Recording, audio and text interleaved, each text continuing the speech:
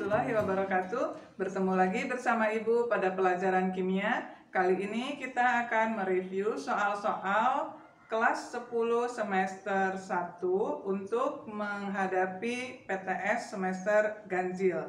Sebelum belajar, tak lupa kita harus mengucapkan Bismillahirrahmanirrahim agar mendapatkan kemudahan dalam memahami materi kali ini. Pada soal pertama, kita diminta menentukan jumlah proton, elektron, dan neutron. Ini terdapat atom dan ion. Ada ion positif dan ion negatif. Yang pertama, yang A ada 17 Cl. Kita tuliskan di sini 1735 Cl. Kita diminta menentukan jumlah proton, elektron, neutron. Proton sesuai dengan angka yang lebih kecil atau biasanya terletak di bawah disebut nomor atom. Berarti proton sama dengan 17. Kemudian proton ini jika pada atom sama dengan jumlahnya dengan elektron. Berarti elektronnya juga 17. Sedangkan neutron itu adalah nomor massa dikurang nomor atom. Jadi 35 dikurang 17 hasilnya 18. Bedakan dengan soal yang B. Di sini ada 1735 lalu ada Cl min. Min itu berarti menangkap satu elektron. Jadi yang berubah hanyalah jumlah elektronnya saja. Sedangkan yang lain tetap sama. Protonnya 17, lalu tadi elektronnya yang berubah jika min ini menjadi ditambah. 17 ditambah 1 karena menangkap elektron, jadi jumlahnya 18. Sedangkan neutron juga tetap jumlahnya adalah nomor massa dikurang nomor atom. 35 dikurang 17. Hasilnya juga 18. Jadi itu bedanya menentukan proton, elektron, dan neutron pada atom. Atom itu yang tidak ada plus dan minnya. Dan juga pada ion. Kalau ion itu ada plus dan minnya. Kemudian yang C itu ada 1327 Al. Ini adalah atom juga. Maka proton sesuai dengan angka yang di bawah 13, lalu elektron ini juga sama dengan 13, dan neutron itu adalah yang atas dikurang yang bawah, 27 dikurang 13 hasilnya 14. Berbeda dengan yang D, 1327 tapi ada 3 plusnya, ada muatan 3 plusnya, maka protonnya tetap sama 13, elektronnya yang berubah. Jika plus, justru ini rumusnya menjadi dikurang 3, karena 3 plus itu artinya melepas 3 elektron. Jadi elektronnya jumlahnya 10, dan yang terakhir neutron tetap rumusnya yang atas dikurang yang bawah, 27 dikurang 13 sama dengan 14. Kita lanjutkan ke contoh soal yang kedua. Yang kedua ini kita diminta menentukan jumlah elektron valensi, periode, dan golongan dari atom A dan atom B. Diingat lagi pengertian elektron valensi adalah elektron yang berada di kulit paling luar atau nanti angka terakhir. Kemudian periode ditentukan oleh jumlah kulit dan golongan itu ditentukan dari elektron valensi ini. Kita uraikan dulu yang 14A. Uraiannya itu adalah kulit K isinya 2, lalu L maksimum bisa diisi 8, dan M itu sisanya. Jumlahnya harus 14. Berarti kulit M tinggal 4. Di jumlah ini harus 14. Yang ditanya adalah elektron valensi. dilambangkan dengan E, V, itu angka terakhir, berarti 4. Periode itu dilihat dari jumlah kulit. Kulitnya ada 3, K, L, M. Berarti periodenya periode 3. Dan yang terakhir golongan itu dilihat dari sama dengan elektron valensi, jadi 4, hanya penulisannya saja yang berbeda. Harus menggunakan Romawi. Jadi 4A. Dihafal juga namanya golongan 4A adalah golongan karbon.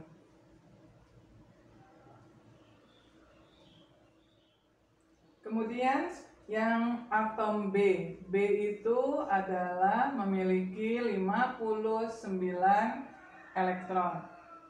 Uraiannya adalah K isinya 2, L isinya 8, M itu maksimum 18, ini dijumlah baru 28. M itu maksimum bisa diisi 32. Jika dihitung 32 berarti ini 28 ditambah 32, hasilnya 60 lebih ya, berarti bukan 32 dikurangi 1 jadi 31. Jika dijumlah ini semua adalah 59.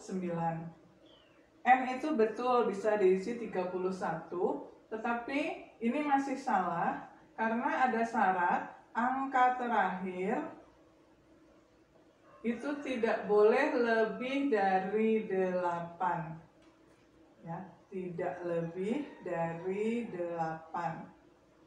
Jadi walaupun M itu bisa diisi 31 elektron, tetapi ada syarat lain yang mengakibatkan dia salah perhitungan ini karena angka terakhir di sini 31, padahal syaratnya tidak boleh lebih dari 8. Jadi yang kulit N ini dijabarkan menjadi kulit N dan O.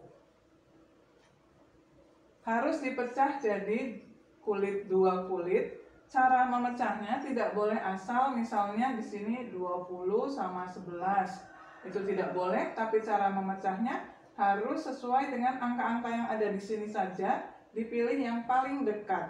Jadi M31 itu dipecah menjadi 18, lalu menjadi O-nya 13.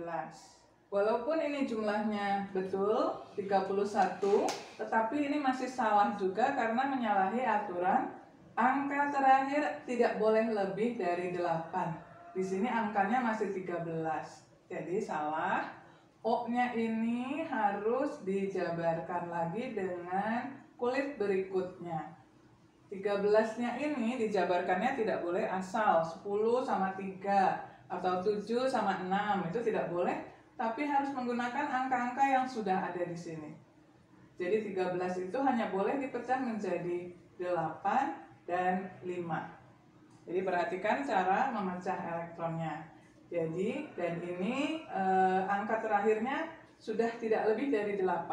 Berarti jawaban yang paling betul adalah sampai kulit P, isinya 5 elektron.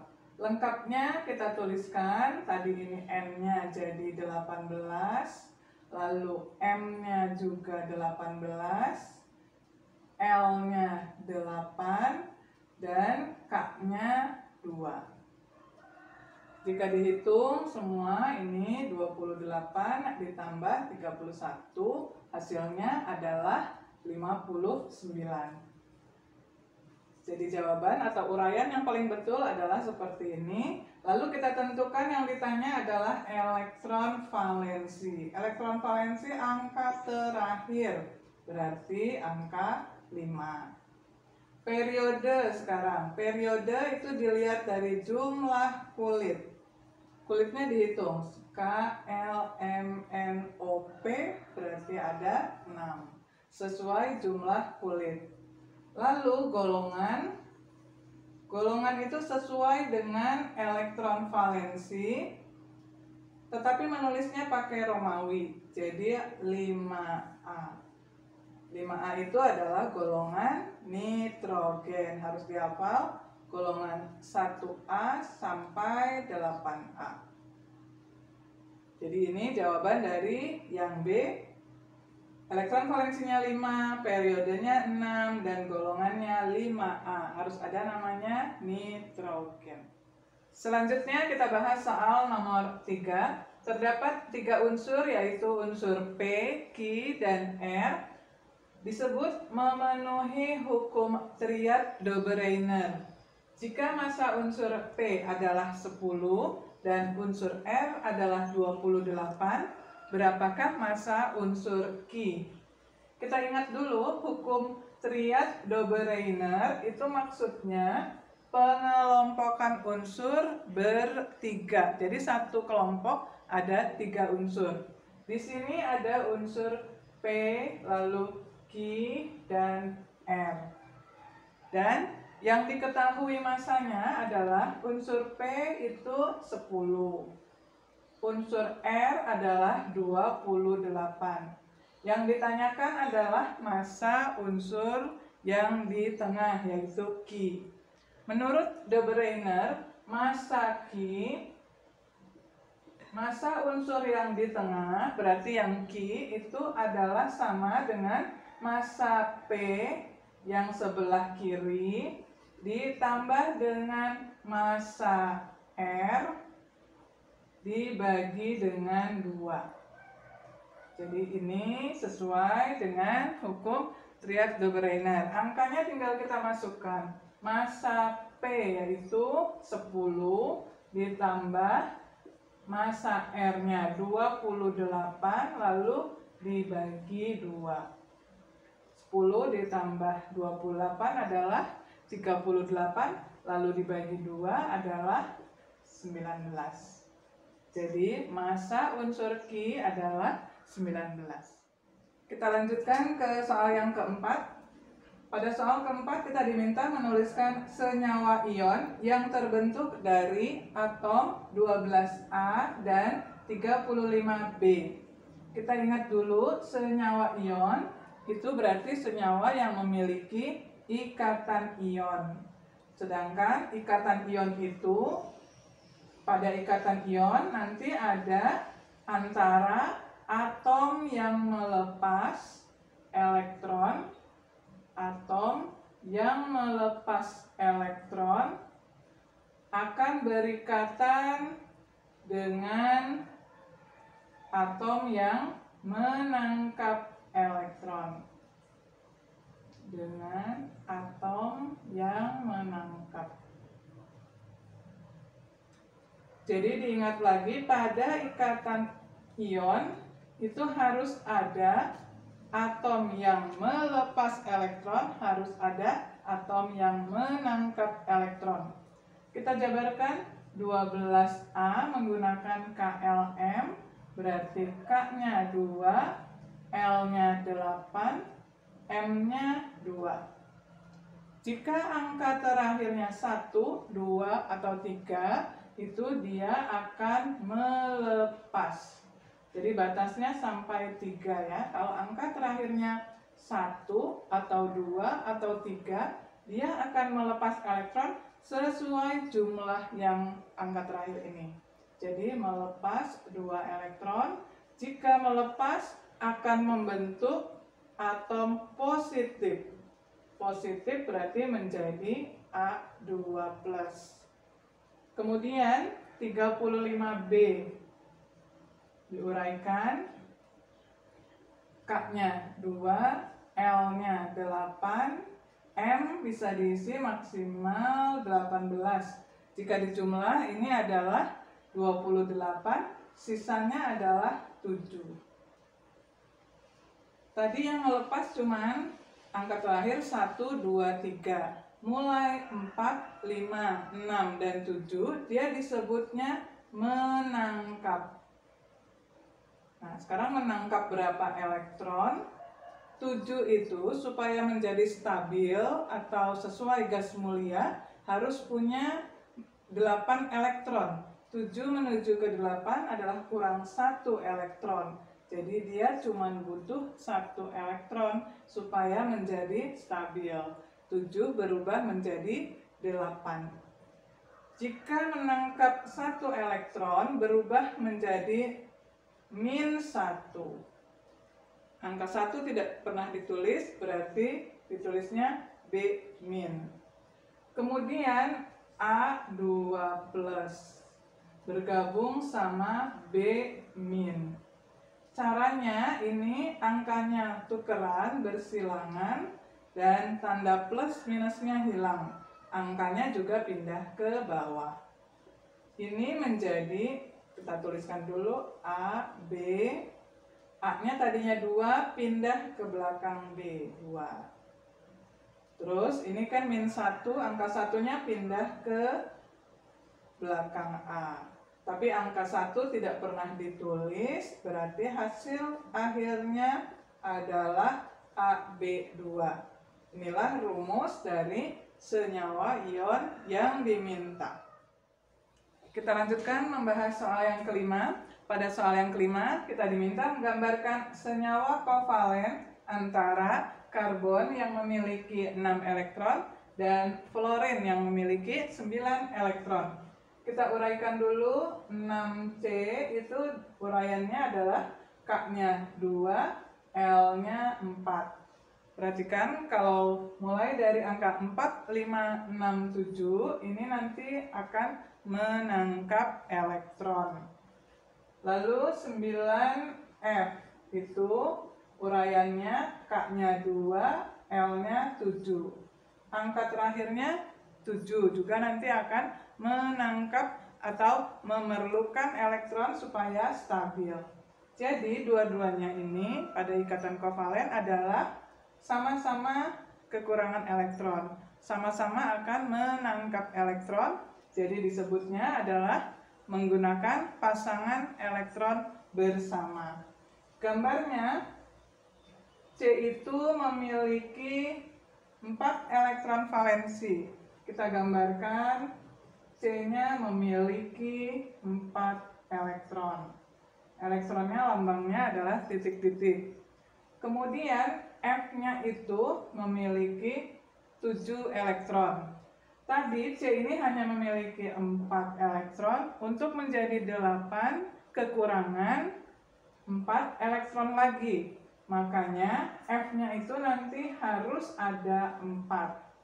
Karena dari F yang sebelah kanan ini nanti dia hanya bisa mengambil 1 elektron.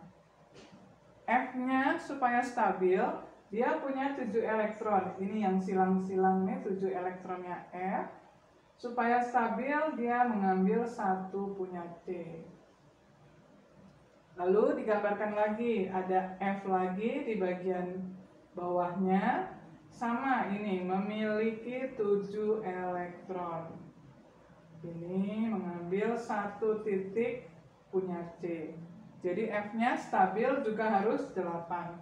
Yang ini digambarkan lagi, ada F lagi memiliki 7 silang, 7 elektron. Ini gambarnya silang-silang. Dia stabil mengambil 1 elektron dari C.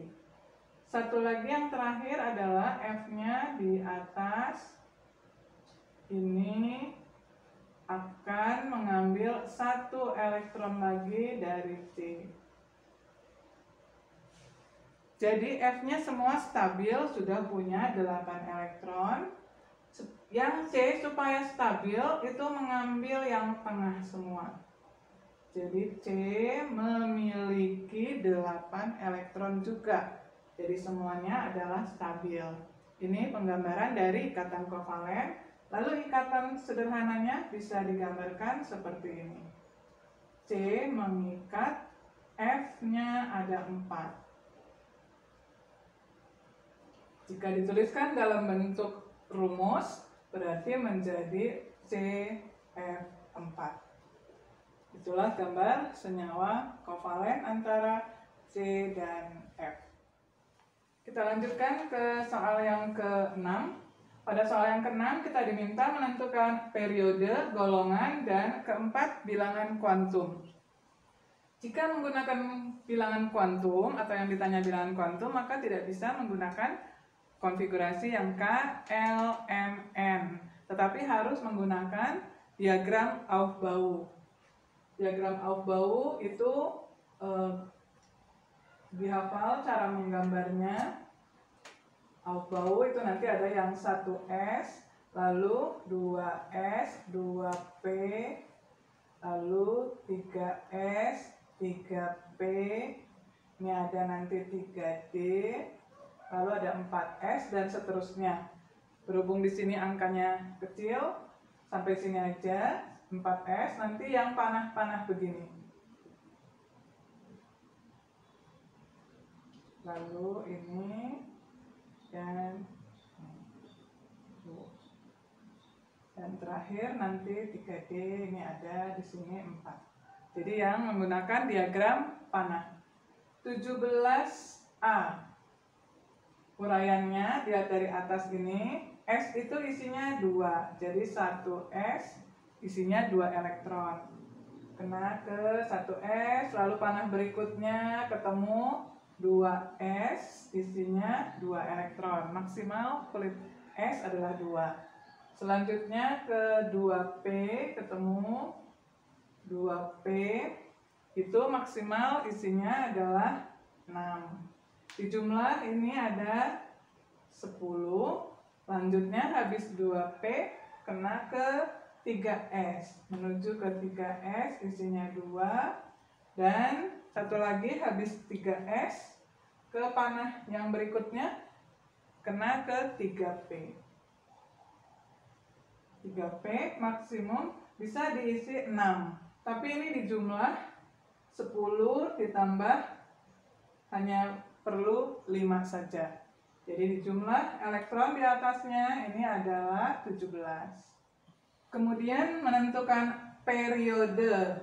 Periode itu dilihat dari angka yang terbesar. Dilihat angka yang di depannya. Ada angka 1, 2, sama 3. Yang terbesar berarti angka 3. Golongan cara mencarinya, jika terakhir itu P, maka rumusnya adalah S ditambah P. 2 ditambah 5. Ini hasilnya 7, tapi golongan harus dengan angka Romawi. 7A. Kenapa A? Karena terakhirnya huruf P. Nama golongannya adalah halogen. Dilihat lagi pada video sebelumnya, yaitu yang berjudul diagram Aufbau. Cara menentukan periode dan golongan menggunakan ini namanya diagram Aufbau.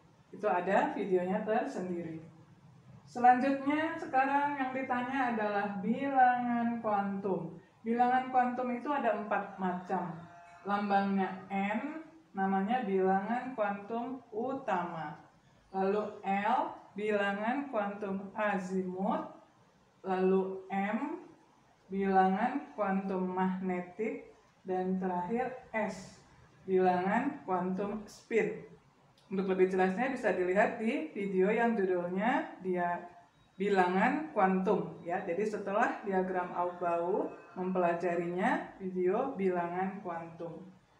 N dilihat dari ini, yang bilangan kuantum tuh hanya melihat angka yang terakhir ini.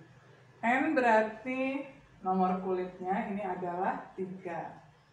L, jika huruf P, maka L-nya bernilai 1. Kalau S nilainya 0. Kan ada S, P, D, F. S nilainya 0, P nilainya 1, D nilainya 2, F nilainya 3. Jadi kalau P ini 1. Lalu M diapalin lagi, kalau P itu ada 3 kotak. Jadi kalau terakhirnya huruf P ini nanti punya 3 kotak. Nilainya mulai dari min ini 1 berarti min 1, 0, plus 1. Itu dilihat lagi cara bilangan kuantum magnetik ya. Lalu diisi elektronnya ada 5. Berarti 1, 2, 3. Diingat lagi harus sendiri-sendiri dulu. Kalau sudah penuh baru berpasangan. 4 dan 5. Perhatikan yang terakhir jatuhnya di nomor 0. Berarti didapat M-nya sama dengan 0. Lalu yang terakhir tadi ini yang dilingkari arahnya ke bawah. Berarti nilainya min setengah. Kalau min setengah itu menunjukkan arah ke bawah. Selanjutnya unsur B memiliki 20 elektron. Uraiannya adalah 1s2 mengikuti diagram Aufbau ini ya, lalu 2s2, lalu ke belakang ini 2p2, 2p6, lanjutnya 3s2, dan setelah 3s2 ke belakang lagi ketemu 3p6 dan masih lanjut ke 4s2. Dihitung ini jumlahnya elektronnya 10 ditambah 10 jadi pas 20. Mencari periode.